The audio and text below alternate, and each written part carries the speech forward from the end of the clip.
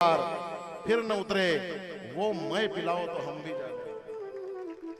हाँ, और वो है भगवत प्रेम का मैं। एक बार अगर पी लिया जिसने महाराज भगवत प्रेम का, तो महाराज फिर कभी उतरने वाला नहीं है। इसलिए आपसे बस एक ही विनती है, इस भागवत कथा के माध्यम से आप एक ही बात कहना चाहते हैं कि आप नशा करिए, भगवत प्रेम का नशा करिए, भक्ति का नशा करिए। ऐसा नशा करिए कि सतनगरी धाम आने की बार बार इच्छा हो। ऐसा नशा करिए कि बिना सतनगरी धाम के विकास जब तक नहीं होगा तब तक हमें चैन नहीं आएगा।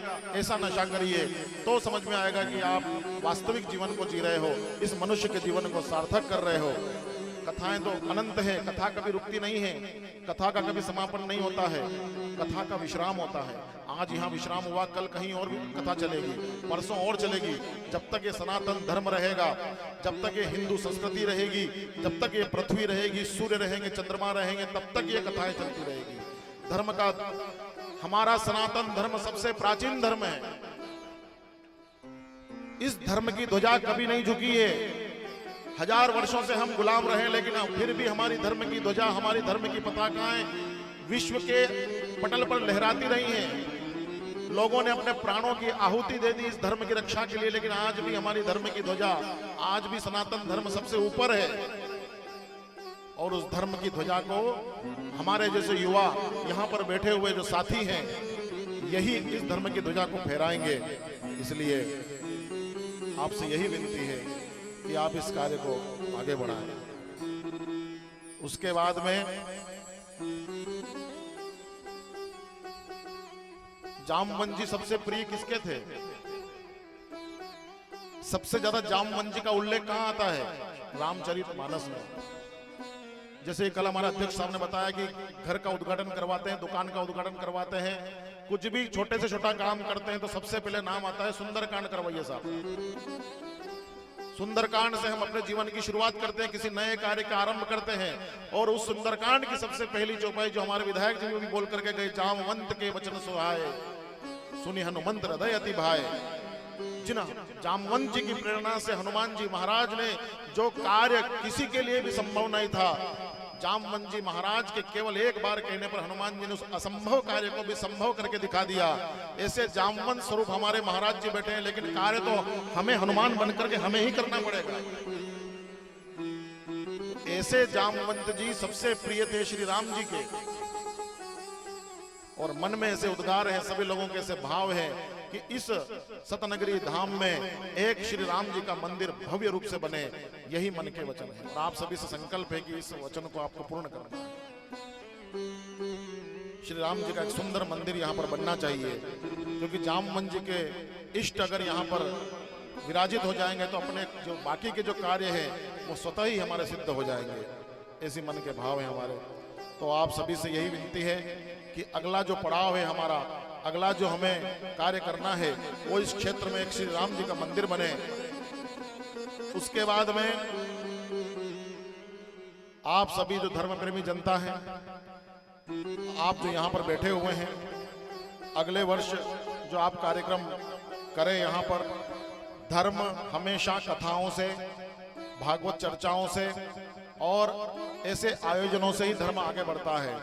इसलिए ये प्रवाह अब रुकना नहीं चाहिए। यहाँ पर हमेशा निरंतर भगवत चर्चाएं, सत्संग, आयोजन, कुछ न कुछ कार्यक्रम चलते रहना चाहिए। यज्ञ आदि आदि जो धर्म के कार्य हैं वो यहाँ पर आने वाले समय में निरंतर होना चाहिए, तभी इस कार्य को आप पूरा कर पाओगे। आप चाहे कैसे भी करें, लेकिन यहाँ पर हर वर्ष, हर 6 माह में, हर 4 महीने में ऐसे ऐसे कार्यक्रम यहाँ पर आपको करवाना पड़ेंगे, और आप करवाते रहें। ठीक है, हम तो आपकी सेवा में निरंतर खड़े हैं। आप जब हमें आदेश देंगे तब हम आकर के यहाँ पर, और ये तो सब आपका बड़प्पन है कि हमारी इतनी बड़ाई कर दी। हम इतने बड़े पंडित जी नहीं हैं, छोटे से साधारण हमारे इंदौर में राम जी का मंदिर है, राम जी की सेवा करते हैं, और उन्हीं राम जी ने हमें ऐसी प्रेरणा दी कि जाओ महाराज, हमारी तो सेवा बहुत कर ली, हम जामवंत जी की सेवा करो, उनका वो करो। और हमारे राम जी ने आदेश दिया तो यहाँ पर आए हैं। ये सारी इच्छा हमारे राम जी की है। हमारे जो नन्हे से बाल गोपाल बैठे हैं, ये हमें खींच करके लाए हैं। हम नहीं आए हैं हमारे साथ, हम ये लेकर के आए हैं। तो ऐसा प्रयास करें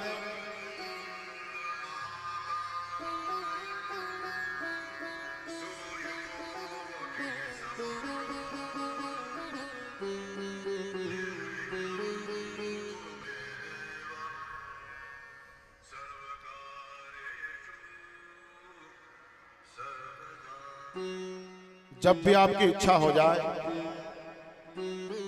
कुछ भी कार्यक्रम करवाने की, जब भी आपको लगे आपको कथा अच्छी लगी हो हमारी, और जब भी आपको लगे कि महाराज जी से कथा करवानी है, तो हमारा कोई बड़ा भारी वो नहीं है, आप तो हमारे लिए खटिया भी बिछा दोगे कथा करने के लिए, तो हम उस खटिया पर भी कथा करने के लिए तैयार हैं। ये तो आपकी सुविधा के लिए हमने इतना बड़ा ये भव्य आयोजन, ताकि आपको परेशानी ना हो, नहीं तो इतना बड़ा मंच भी नहीं चाहिए, ठीक है। और सुलभ तरीके से हमारा तो एक ही उद्देश्य है कि इस नगरी का, इस धाम का विकास हो, यहाँ के लोगों में ज्ञान धर्म की चेतना जागृत हो, और आप लोग सभी एकजुट होकर के इस कार्य को करें, यही हमारा उद्देश्य है, बाकी और कुछ नहीं है। और बिना किसी, आप ये भी चिंता ना करें कि महाराज जी क्या लेते हैं, महाराज जी को कुछ नहीं चाहिए, जो मुझे आपको देना हो वो लिफाफा बना करके आप यहाँ जामवंत जी के यहाँ पर समिति वालों को दे देना, मुझे नहीं चाहिए, आप तो यहाँ पर ही दे देना।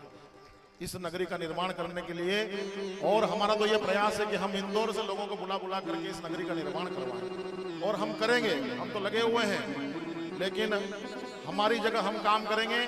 आपको अपनी जिम्मेदारी तय करना है कि आप क्या कर सकते हैं।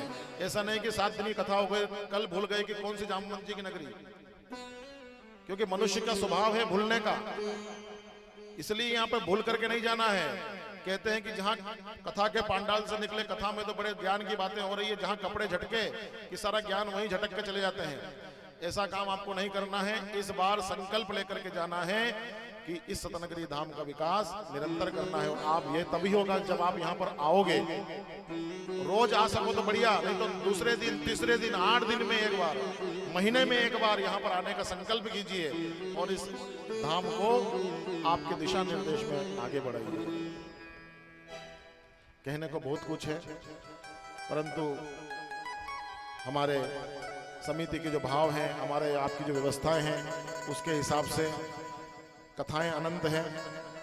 और एक छोटा सा एक भजन यहाँ पर भगवान श्री हमारे भैया ने सतनगरी धाम के लिए बनाया है, वो सतनगरी धाम का भजन आप सभी सुने। उसके बाद में हम थोड़ा सा समय और लेकर कथा का विश्राम करेंगे।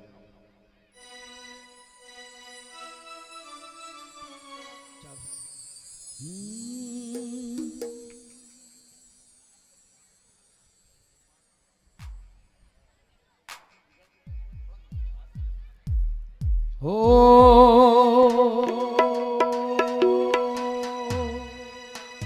सतनगरी की पुण्य धरा पर आर्यों का